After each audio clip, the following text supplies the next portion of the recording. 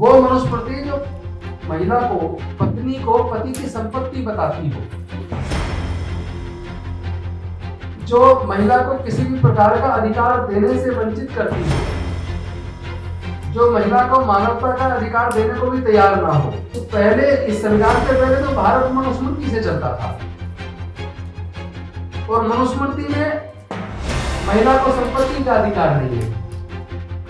पुरुष के बराबर तो छोड़िए, उसको तो इंसानियत का भी अधिकार नहीं है। लेकिन महिलाओं ने पूरी दुनिया के अंदर अपनी काबिलियत और अपना नेतृत्व साबित किया। महिला के बिना दुनिया चल ही नहीं सकती। आज देश में कहीं समता नजर आती है क्या? आजादी कहीं नजर आती है? अधिकार कहाँ है? आर्टिकल 51 पढ़ लीजिए आप, इंडियन कॉन्स्टिट्यूशन का जो फंडामेंटल ड्यूटीज की बात कर रहा हूँ, साइंटिफिक टेम्परामेंट की बात नहीं करता। साइंटिफिक टेम्परामेंट तो आज बिल्कुल नहीं है। तो हम सबको जो अधिकार हम अपने लिए सुनिश्चित करना चाहते हैं, हम दूसरे की भी अधिकार की इज्जत करें। जो पुरुष इज्जत चाहता है वो महिला की भी तो इज्जत करे। तो पति पत्नी से इज्जत चाहता है और चाहता है मेरी भावनाओं की कदर करे, वो ये भी तो ध्यान रखे कि क्या मैं पत्नी की भावनाओं की कदर कर रहा हूँ। संत कबीर, संत गुरु रविदास, गुरु नानक देव जी, ज्योतिबा फूले जी, सावित्रीबाई फूले जी, फातिमा शेख जी, नारायण गुरु, साहू जी महाराज, पेरियार रामास्वामी नायकर जी, डॉक्टर बाबा साहेब अम्बेडकर, माता रमाबाई, मानवर कांसराम साहब सहित समाज के सभी महापुरुषों के चरणों में कोटि कोटि नमन करते हुए मंच पे आसीन अतिथिगण, माताओं, बहनों, भाइयों, सभी को क्रांतिकारी जय भीम में विनम्र नमो बुधाए। आज बहुत ही महत्वपूर्ण दिन है। एक तरफ संसदीय लोकतंत्र में महिलाओं की भागीदारी पे हम बात कर रहे हैं, 100 साल हुए, और लोकतंत्र में अदालत में महिलाओं की एंट्री को 100 साल हुए। उसके लिए आप सबको बधाई। और ये जो सब्जेक्ट मेरे बोलने के लिए है, संसदीय लोकतंत्र में महिलाओं की भागीदारी, जैसा मैत्री जी अभी बोल रही थी, मैं खुद पर्सनली इस बात को महसूस करता हूँ विधानसभा के अंदर कि विधानसभाओं में, संसद में या निगम के अंदर या पंचायत में, चूंकि महिलाओं की सीटें जिला पंचायत और पंचायत के अंदर और निगम के अंदर तो रिजर्व हैं, विधानसभाओं में और संसद में रिजर्व नहीं है।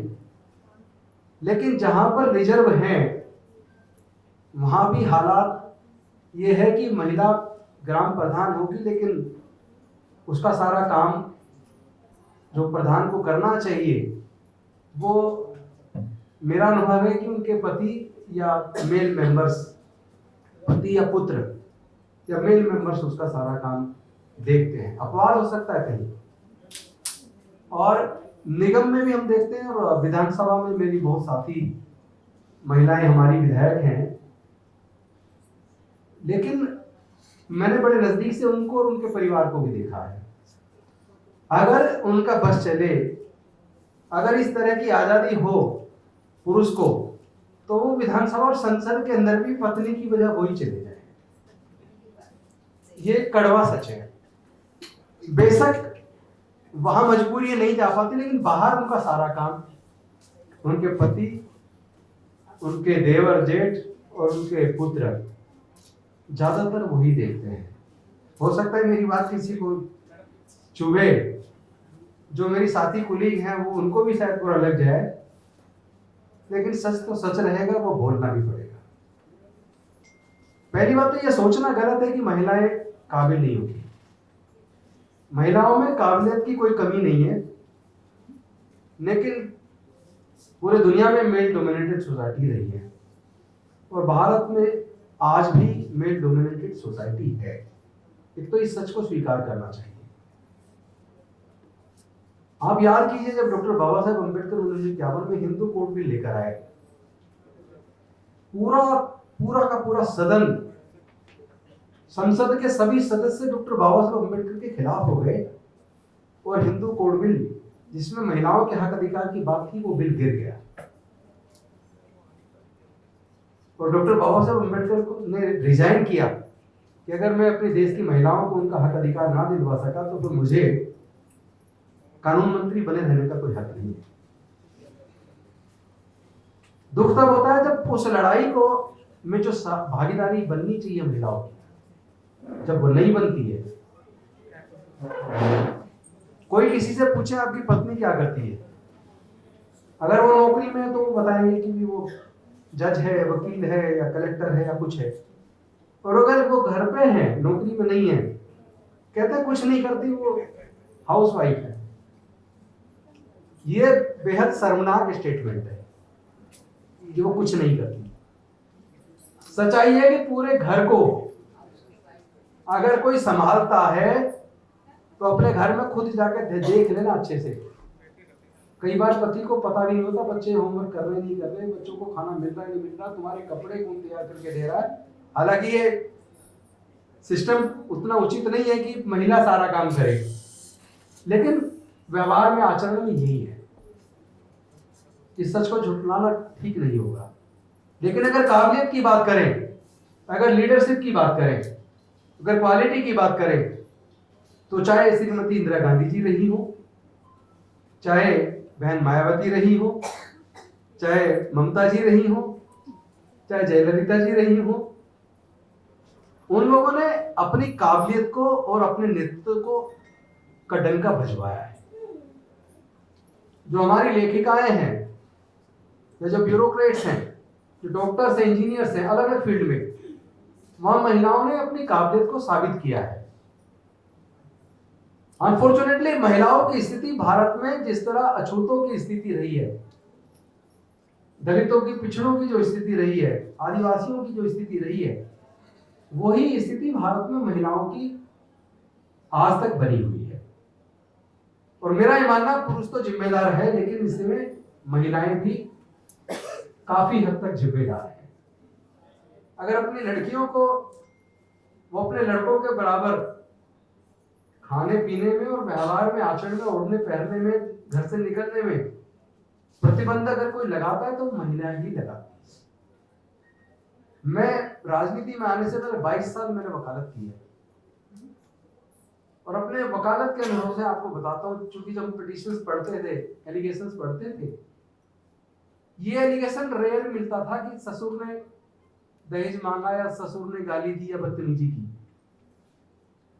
90% केसेस में एलिगेशन सास के ऊपर होते हैं। उत्पीड़न 90% केस में सास करती है। तो मेरा मतलब कहने का मतलब यह है कि व्यवस्था ऐसी क्यों है, क्यों बनी, उसके कारण को भी समझना जरूरी है।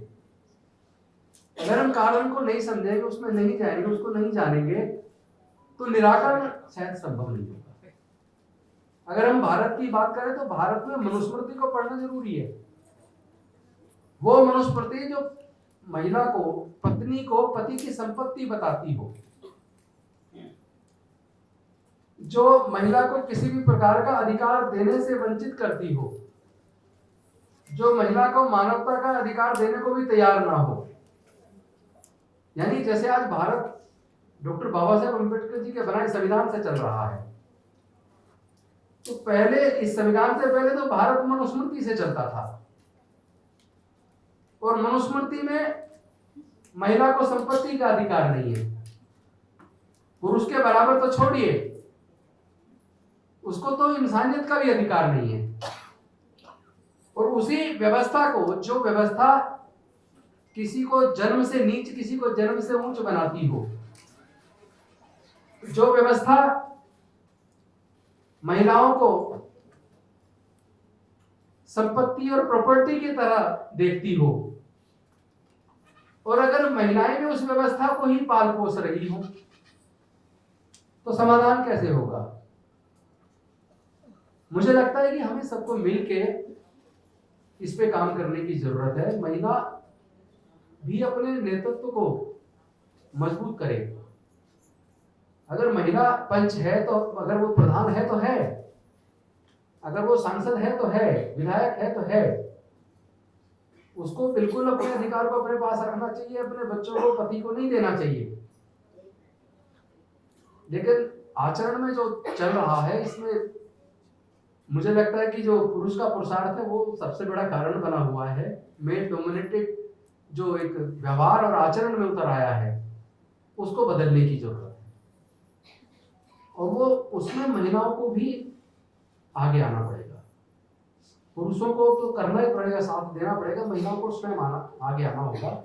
महिलाओं को अपनी लड़कियों में उनको ये सिखाना ही नहीं चाहिए कि तुम कमजोर हो। जब माँ लड़की को कहती है तुम कमजोर हो, या तुम घर से बाहर ऐसे टाइम पे मत निकलो, ऐसे कपड़े मत पहनो, तो वहीं उसी क्षण हम महिला ही कमतर आंक देती है। और ये तो एक नेगेटिव पक्ष है, लेकिन एक पॉजिटिव पक्ष भी है। केवल नेगेटिव पे चर्चा करेंगे तो बात नहीं बनेगी। पॉजिटिव पक्ष ये है कि महिलाओं ने पूरी दुनिया के अंदर अपनी काबिलियत और अपना नेतृत्व साबित किया है। महिला के बिना दुनिया चल ही नहीं सकती, जीवन नहीं चल सकता। महिला जितना दर्द बर्दाश्त कर सकती है, महिला जितनी शक्तिशाली है, जो सहन शक्ति महिला के अंदर पुरुष में नहीं है। और महिलाओं को जब जब मौका मिला, पूरे इतिहास में हम देखते हैं, महिलाओं ने अपने काबिलियत को, अपने नेतृत्व की क्षमता को, अपने समर्पण को और अपनी शक्ति को, हर चीज को साबित किया है। हमें जो माइंडसेट हमने बना दिया, इस माइंडसेट को बदलने की जरूरत है। जो अभी ये पत्रिका जो आपने निकाली है, इसमें समता, आजादी और अधिकार, इन 3 शब्दों पर केंद्रित ये पत्रिका है। लेकिन आज देश में कहीं समता नजर आती है क्या? आजादी कहीं नजर आती है? अधिकार कहां है? जो भारत का संविधान ये सारे अधिकार देने की बात करता है, जिसकी शपथ लेकर हम एमएलए, एमपी बनते, मंत्री बनते, राष्ट्रपति बनते, जज बनते हैं, उसी शपथ को हम शपथ लेने के बाद तोड़ देते हैं। जो फंडामेंटल राइट, चाहे वो freedom of speech and expression हो या दूसरे बाकी अधिकार हो, मैं मानता हूं उसमें रीजनेबल रेस्ट्रिक्शंस हैं। लेकिन आज जिस तरह चुन चुन के बोलने की आजादी लोगों की खत्म की जा रही है, उनको झूठे मुकदमे बनाकर उनको जेल में डाला जा रहा है। जो पत्रकार बीजेपी का प्रवक्ता बन जाता है, उसको गुणगान होता है, उसको सारे सरकारों के पूरे विज्ञापन मिल रहे, वो पत्रिकाएं, वो न्यूज चैनल पनप रहे, वो अमीर हो रहे। और जो सच की बात करे उसके छापे लग रहे हैं, उनको अरेस्ट किया जा रहा है, उन पत्रकारों को जेल में डाला जा रहा है। तो स्वतंत्रता बची कहां है? समता का व्यवहार है नहीं, अधिकार किताबों में रह गया है। जो लोग जिस संविधान की शपथ लेते हैं, आर्टिकल 51 पढ़ लीजिए आप, इंडियन कॉन्स्टिट्यूशन का, जो फंडामेंटल ड्यूटीज की बात कर रहा है, वो साइंटिफिक टेम्परामेंट की बात भी करता है। साइंटिफिक टेम्परामेंट तो आज बिल्कुल भी नहीं है। जो बात अब से करीब 800-900 साल पहले संत कबीर ने बोल दी, आज आप वो तो जस्टिस कुलदीप पाटिल जी से ही कह रहे थे, तो जेल में जाने का डर लगा रहता है लोगों को। लेकिन मैं पाटिल साहब की इस बात से सहमत हूं, हमें अब जेल में जाने के डर से बाहर निकलना होगा। अगर हमारे स्वतंत्रता सेनानी इस बात से डरते कि जेल में डाल दिए जाएंगे, तो क्या भारत आजाद होता? कुछ लोगों को तो कुर्बानी देनी पड़ेगी। और मैं इस बात को मानता हूं कि हमें स्वयं को, अपने को तैयार करना चाहिए कि हम कुर्बानी, बड़े से बड़ी कुर्बानी के लिए तैयार हैं। केंद्र की सरकार या कोई भी ऐसी एजेंसी जांच कर ले, मुकदमा बना दे, जेल में डाल दे, जो मर्जी कर दे, लेकिन हम बोलना बंद नहीं करेंगे। बिना बोले काम चलेगा नहीं, वरना सब खत्म तो ऑलमोस्ट हो गया है।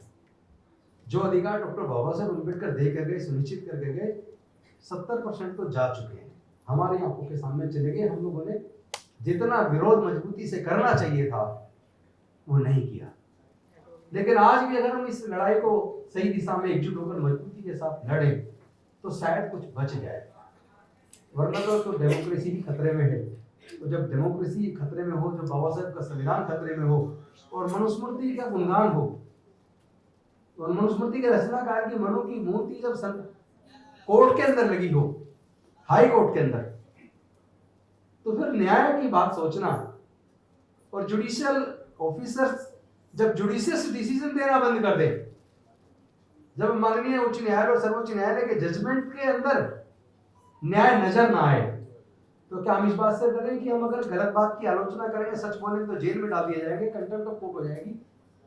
तो क्या हम बोलना बंद कर दें? मुझे लगता है कि बोलने का समय है, सच के लिए बोलना चाहिए, देश को बचाने के लिए बोलना चाहिए, मानव अधिकार बचाने के लिए बोलना चाहिए। और हम सबको जो अधिकार हम अपने लिए सुनिश्चित करना चाहते हैं, हम दूसरे के भी तो अधिकार की इज्जत करें। जो पुरुष इज्जत चाहता हो वो महिला की भी तो इज्जत करे।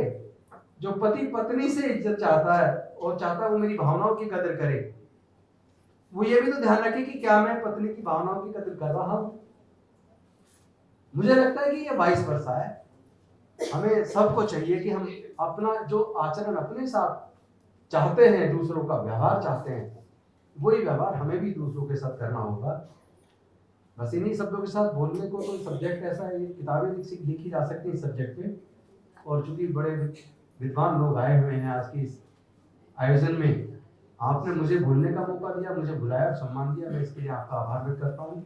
बहुत बहुत धन्यवाद। नमो बुद्धाय। जय हिंद, जय भारत।